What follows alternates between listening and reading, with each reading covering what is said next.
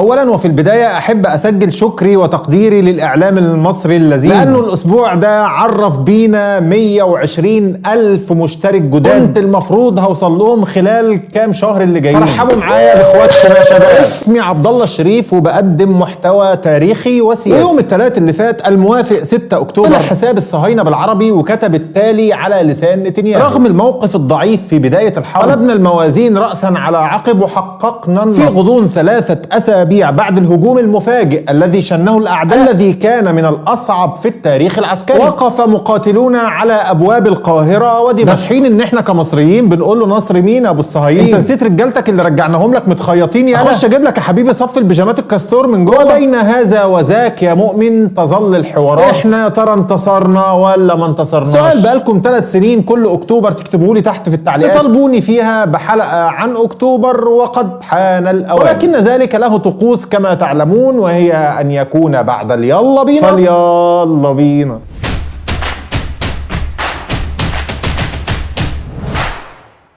في 28 سبتمبر سنة 1970 يموت جمال عبد الناصر اللي جاب لنا هزيمة 56 و67، ويجي من بعده محمد أنور السادات في عز حرب الاستنزاف. وحرب الاستنزاف دي يا مولانا هي شغل اضرب واجري، ما فيهاش أي مواجهة مباشرة زي اللي حصلت في 73، ولكنها عملية فدائية من هنا على تصفية وتفجيرات من هنا. المهم يا مولانا إن السادات استلم الحكم والشعب المصري كله في انتظار قرار الحرب اللي المفروض جمال عبد الناصر كان محدده سنة 68، ولكنه اتأخر لعدة أسباب. المهم ان السادات قال لهم لا خلاص يا شباب، احنا العام الجاي ده عام 71 هو عام الحسم. ويقول مين عندنا في الجيش يا جماعه هنا اكفأ قيادتنا في حرب الاستنزاف اللي فاتت دي، وهو بيروح معين اللواء سعد الدين الشاذلي رئيس اركان القوات المسلحه المصريه. عندك امريكا من هنا بتدعم في الصهاينه، والاتحاد السوفيتي من هنا بيدعم مصر، بس دعم عن دعم يفرق. امريكا هنا بتحط فلوس وسلاح بلا حساب، انما الاتحاد السوفيتي مثلا على سبيل المثال كان حاطط لك 17,000 خبير عسكري موجودين عندك جوه مصر وبياخدوا مرتباتهم كل شهر من خزنتك، جايين يتعشوا يعني. تعيين الشاذلي يا مولانا كان في 16 مايو سنة 1971، وهتلاقي في المصادر تحت حلقتين كنت عملتهم عن الفريق سعد الدين الشاذلي، هتلاقي فيهم الكلام ده كله بالتفصيل. شوف فيهم ازاي الشاذلي رفع القوة البشرية المتخصصة جوه الجيش المصري من 800,000 ل1,200,000، ورغم ان وزير الحربية وقتها كان المشير احمد اسماعيل، الا ان خطة العبور كان اسمها المآذن العالية او خطة بدر، واللي حطها كاملة سعد الدين الشاذلي، وهتلاقي الكلام ده في المصادر تحت وباعترافات. باختصار كده الشاذلي من واقع احتكاكه بالصهاينة في حروب زي 56 و67 عرف انهم لا عندهم القدرة على تحمل خسائر بشرية كبيرة، ذلك يعني نظرا لقلة عددهم، ولا عندهم حتى قدرة على النفس الطويل في الحرب، لان بكل بساطة العسكري اللي على الجبهة ده هو العامل والمزارع والمهندس والطبيب عندهم هنا، وحرب طويلة بكل الناس دي يعني سقوط الاقتصاد الصهيوني. بدأ الشاذلي يرتب بعد ما اخذ الضوء الاخضر من السادات، وده طبعا عمل احقاد ومشاكل مع وزير الحربيه، واللي اصلا كان في مشاكل بينه وبين الشاذلي من زمان من ايام حرب الكونغو. ليه هو احنا حاربنا في الكونغو يا عم عبد الله ولا ايه؟ ايوه زعيم سنه 60 الكلام ده، وبقى راجع حلقتين الشاذلي وانت هتفهم كل حاجه. طيب ماشي. المهم يا سيدنا ان سنه 1971 يحصل انقلاب سابع في سوريا، ويجي الراجل الطاهر ده حافظ الاسد ويبقى رئيس سوريا. شوف هو رئيس بس كان في نفس ذات الوقت هو برضو وزير الدفاع ووزير مش عارف ايه وشويه حركات اسد كده. يالا في ايه؟ وكان لازم ذاك الاسد يقدم للسوريين مشروعه اللي لازم يخطف بيه ابصارهم، وذلك بعد ما ضربوه بالجزم زي ما قلت لكم في حلقه حكايه ادلب اللي هتلاقوها برضو في المصادر. وكانت الجولان محتله من الصهاينه سنه 67 لما كان حافظ الاسد وزير الدفاع برضو، وهو بيضم الاسد مع السادات واتفقوا الاثنين على ميعاد الحرب، واللي سرب الميعاد ده فيما بعد للصهاينه يا مولانا جوز بنت جمال عبد الناصر والمقرب من السادات الملقب باشرف مروان، واللي حكيت لكم حكايته كامله في حلقه الملاك. يا مولانا كل الحلقات اللي انت عمال تربطها ببعض ايوه يا مولانا ما هو تاريخ، والتاريخ ده حلقات، والحلقات كلها متوصله ببعضها، افهم انت بس. الاحداث دي بتحصل يا عمنا والشعب المصري مش صابر. خلصت سنه 71 والمظاهرات بدات تطلع على السادات من الجامعات ومن المدن، وقال السادات انت قلت لنا ان 71 ده عامل حسم، هو فين الحسم يا مولانا؟ وفضلت المظاهرات يا عمنا طول سنه 72 لحد ما السادات نفسه استوى، وقال بلسانه في كتابه البحث عن الذات انه كان بين مطرقة الشعب وسندان الصهاينة اللي رفضوا خطته للسلام سنة 71. والخطة دي بكل بساطة ان الصهاينة يرجعوا 30 كيلو بس قبل خط بارليف ونعمل سلام واهلا وسهلا وخلصنا، ولكن الصهاينة زي ما قلت لكم رفضوا، ولذلك اتشعلق السادات في الشاذلي صاحب خطة المآذن العالية السريعة، ونفض الراجل لأحمد اسماعيل اللي كان باله اطول شويتين 3 4. وعاوزك تركز معايا بقى في الحتة اللي جاية دي. وصلت معلومات استخباراتية للاتحاد السوفيتي سنة 1971 ان الصهاينة بيعملوا تدريب في بحيرة طبرية. التدريب ده يا مؤمن كان على عبور مانع مائي، وبما ان طبرية اوريدي تحت سلطتهم ومحتلينها يبقى التدريب ده مقصود بيه ايه؟ مقصود بيه طب لما تعرف ان التدريب اللي كان في طبرية ده كان بقيادة شارون قائد المنطقة الجنوبية عندنا تحت، وحيين بارليف صاحب فكرة خط بارليف اللي اتعمل على قناة السويس، برضه هتقولي لسه معرفتش؟ لا والله مش واخد بالي عبود. بيتدربوا على عبور قناة السويس من الناحية بتاعتنا يا مولانا، يعني مصيبة كبيرة لو حصلت. السوفيت جم بسرعة بلغونا كمصريين، وكان ذلك حاضرا وبشدة امام الشاذلي وهو بيحط خطته. لو حبوا الصهاينة يعملوها ويعبروا الناحية التانية عندنا لازم يدوروا على اضيق نقطة في القناة، والقناة بتاعتنا دي اضيق نقطتين التقاء فيهم، اما منطقة الفردان واما منطقة الدفرسوار، او احنا بنخطط للعبور يبقى لازم نحمي النقطتين دول. الكلام ده خد بالك لسه سنة 1971 ماشي. الشاذلي استبعد منطقة الفردان لانها ارض ضحلة وطينية، ويبقى ساعتها ما عندناش غير الدفرسوار. وخطة المآذن العالية باختصار شديد هي الهجوم بالطيران على العدو الصهيوني اولا علشان عنصر المفاجأة، وبعدها على طول اقتحام خط بارليف مع تقدم الغطاء الجوي عشان يحمي القوات اللي اتقدمت دي. وحط تحت كلمة الغطاء الجوي مليون خط. الغطاء الجوي، يكرر الغطاء الجوي. سر هزيمتك في 56 و67 ان ما كانش عندك الدفاع الجوي اللي يمنع طيران الصهاينة من انه يصطاد رجالتك ومعداتك من على الارض، ولذلك خطة الشاذلي كانت هي كسر العدو باقتحام الخط والوصول من 12 الى 15 كيلو شرق القناة، ونقف هناك لان يا دوب دفاعنا الجوي هيقدر يحمي الرجالة دي على الارض لحد النقطة دي وبس. وفعلا يا مولانا وتحت هتاف الله اكبر، وفي 10 من رمضان 6 من اكتوبر الساعة 2:05 ظهرا يبدأ الهجوم زي ما احنا كلنا عارفين على خط القناة ومن سوريا فوق على خط الجولان. انا عايز اقول لك ان الدنيا كانت ماشية فوق المزيكا بشويتين، كل حرف اتكتب في الخطة يا زعيم بيتنفذ بالمسطرة، وان شئت كمان فقل فوق توقعات القادة. معنوياتنا مرتفعة وخسائرنا اقل بكتير من اللي مكتوب ومتوقع، وظهور ابطال وفدائيين زي محمد عبد العاطي فاكرينه هو وزمايله اللي حكيت لكم عنهم في حلقة عبد العاطي مش كفتة، وتراجع بقى للصهاينة وخسائر في البشر وخسائر في المعدات واستسلام بالجملة يا مولانا، والارض كانت بترقص وكأنها بتحارب معانا. النسق الاول كان في المواجهة مع العدو، ووراه المدفعية بتحميه من طيران، ووراهم على طول النسق الثاني لحماية ظهر كل دول وحمايتهم من الاختراق. 6 و7 و8 و9 و10 اكتوبر احنا فوق فوق فوق يا سيدنا، والامم المتحدة بقى بتطالبك بوقف اطلاق النار وانت رسميا قاعد وسط الكبار. جولدا مائير رئيسة وزراء الصهاينة ايامها قالت في مذكراتها كنا نقاسي من انهيار نفسي عميق، ولكن فوق على خط الجولان كانوا الصهاينة عملوا ثغرة في خطوط السوريين ولفوا عليهم وحصروهم من الخلف. حافظ الاسد استنجد بالسادات الحقنا يا عم، وذلك لان الاردن كانت متفقة معانا اوريدي انها هتخش معانا الحرب دي، ولكنها جت في اللحظات الاخيرة واعتذرت وانسحبت، وذلك يعني ان مفيش غيرنا والسوريين. وقبل ما تعرف رد السادات لازم تعرف حاجة تانية مهمة. اولا كده رئيس الجمهورية ده يبقى صاحب القرار السياسي اللي هو احنا هنحارب اصلا ولا مش هنحارب، انما بقى هنحارب ازاي ووضع الخطط وتنفيذها على الارض ده قرار متروك لوزارة الحربية ورئاسة الاركان مش للزعيم القائد خالص. مش سبهلالة هي حضرتك، الزعيم القائد وبطل الحرب والسلام امر اننا ناخد قوات النسق الثاني الموجودة عندنا هناك غرب القناة ونطلع بيها لشرق القناة ونطور الهجوم ونخش في عمق الصهاينة، على اساس ان ده يعني هيفيد السوريين هناك فوق ويخليهم يخفوا الضغط عنهم ويسيبوهم وينزلوا لنا تحت. مفكر نفسه بيلعب بابجي سيادة الزعيم القائد. احنا كنا متفوقين على الصهاينة في مسألة الدفاع بشكل كبير جدا نظرا للقوة البشرية وكمان عليها المعدات، بس للأسف ما نقدرش نتقدم عن النقطة اللي احنا واقفين فيها دي. ما ينفعش احنا نطور الهجوم ولا نتقدم خطوة رغم انهم قدام عينينا اهو ونقدر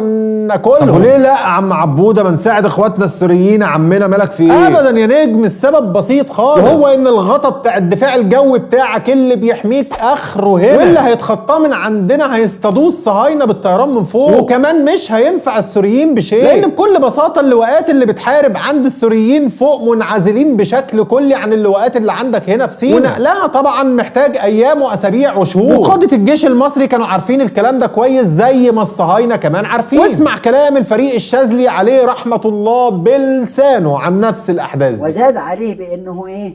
قرار سياسي ان هو لتخفيف الضغط عن سوريا. قلت له برضه مش ممكن ومش هنخفف الضغط عن سوريا.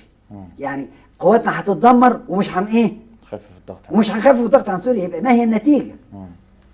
سكت برضه. يعني دليل على ان هو نفسه مش مقتنع او هو نفسه متردد، لكن ينفذ امر سياسي.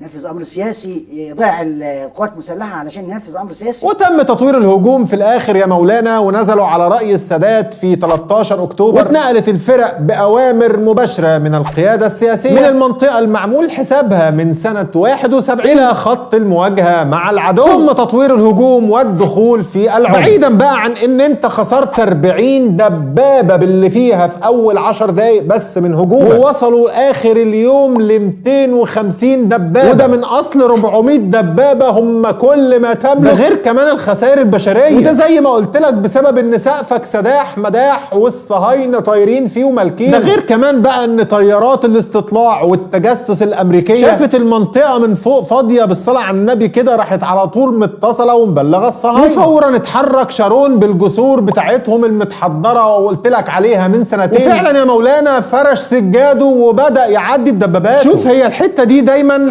حساسه عندنا كده كمصريين، واللي بيقولها دايما بيتهموه ان هو خاين وعميل للصهاينه وكده، بس ده تاريخ ولازم عيالنا تعرفه بحلو ومر. وبعدين ما جاتش على الخاين العميل يعني. يا نمس انت. شارون عبر يا مولانا زي ما قلت لك في العمليه اللي كان اسمها عندهم عمليه الغزاله يوم 16 اكتوبر، ومن ثغره الدفرسوار، وكان ذلك ب5 الويه مدرعه، وما ادراك يعني ايه 5 الويه مدرعه. كملوهم كمان يوم 18 اكتوبر ل7 الويه مدرعه، يعني اكتر من 570 دبابه، والكلام ده من مذكرات رئيس اركان الجيش المصري وقتها سعد الدين الشاذلي وبقلمه يا مولانا. طب ما هو ممكن الشاذلي يكون بيكره السادات عم عبوده ويكون قال عليه كده يعني عشان يشوه سمعته. عندك حق فعلا، وبالذات ان السادات عزل الشاذلي من منصبه في نفس السنه في 13 ديسمبر 73. بس انا عندي شهاده تانية من طيار مصري لسه عايش وبيلف على كل قنواتك يا مصر الى يوم الناس هذا، وقالها لك الراجل صريحه بس محدش بيركز معاه. خد اسمع. واحنا راجعين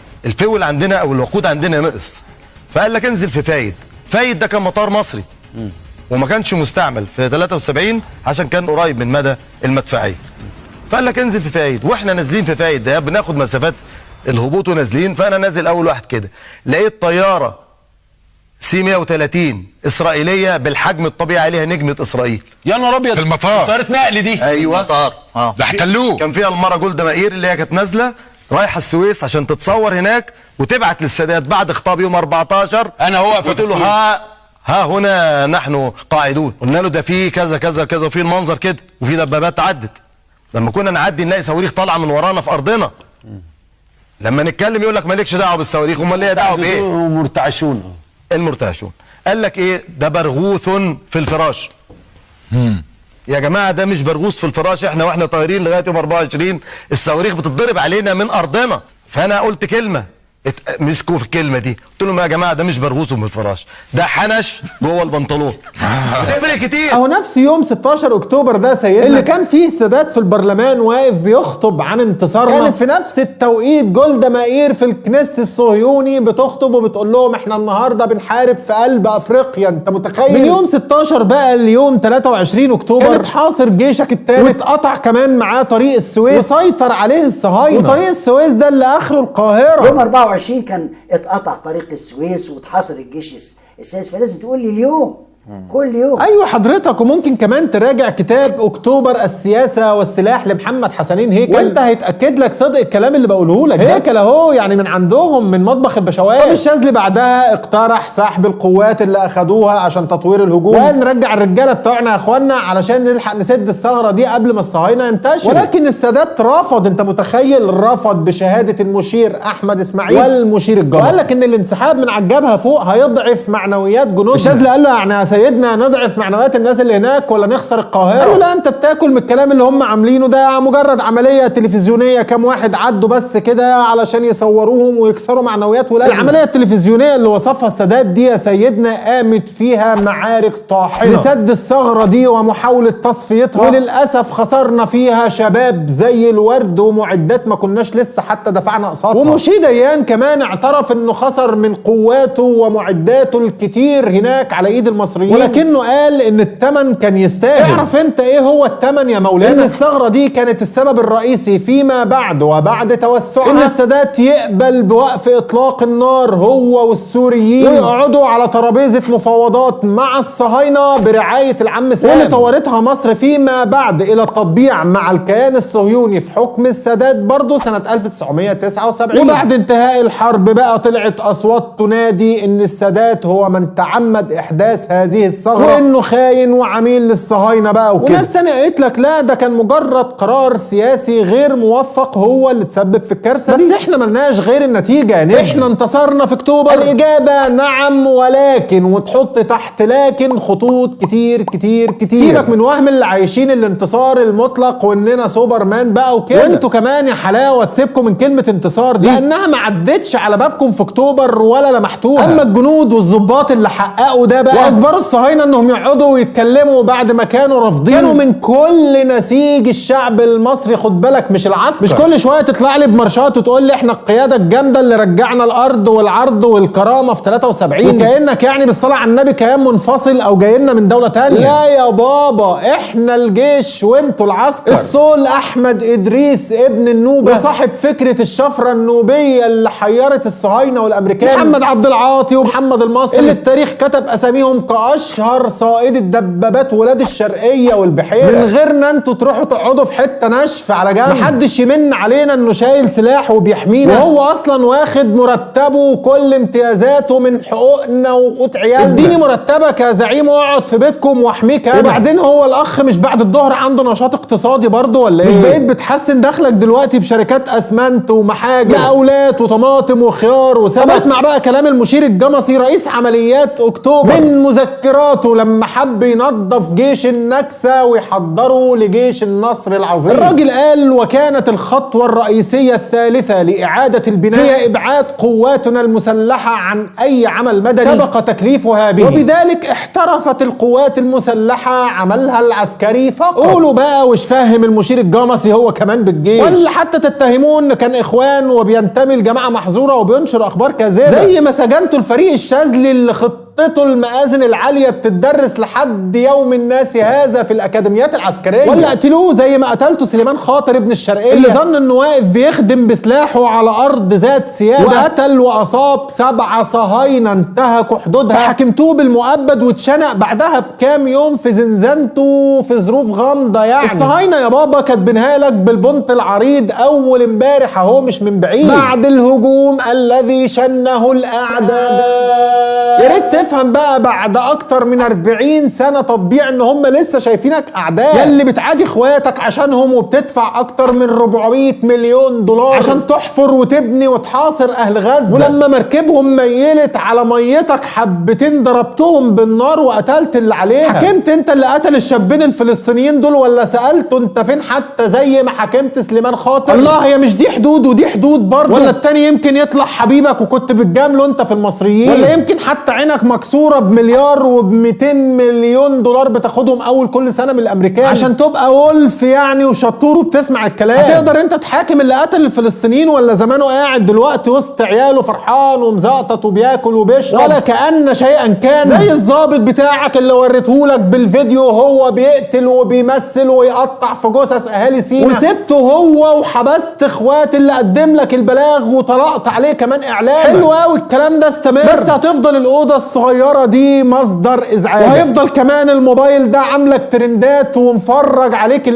شوف يا اخي لما ربنا يحب يذل كيان فاجر بحجمكم يسلط عليه ايه. وبصوا بصه كده تحت فيديوهاتكم وشوفوا ردود الناس عليكم عشان تعرفوا الشعب ده وعيه ارتفع لحد فين وانتوا نزلتوا لانهي مستنقع. واعلموا ان دولة الظلم ما دامت ولا قامت الا ببهتان على المظلوم قد ضامت. دولة الظلم لا صلت ولا صامت، فلا تعرف من الفتوى سوى السطوة. جبال المال تكنزها من المقهور تحجزها، إلى أن يقدر المولى هنا ضاعت. وما ضاعت هنا دولة ولكن ضاع فاجرها، من كانت له صولة ومن يحكم بها كرها. وأما الشعب ذا باق إلى أن يأذن المولى، فاصرخ حين تسمعهم وأوجع حين تضربهم، فإن العاقبة قدر وأقدار الورى كتبت قبل بداية الجولة.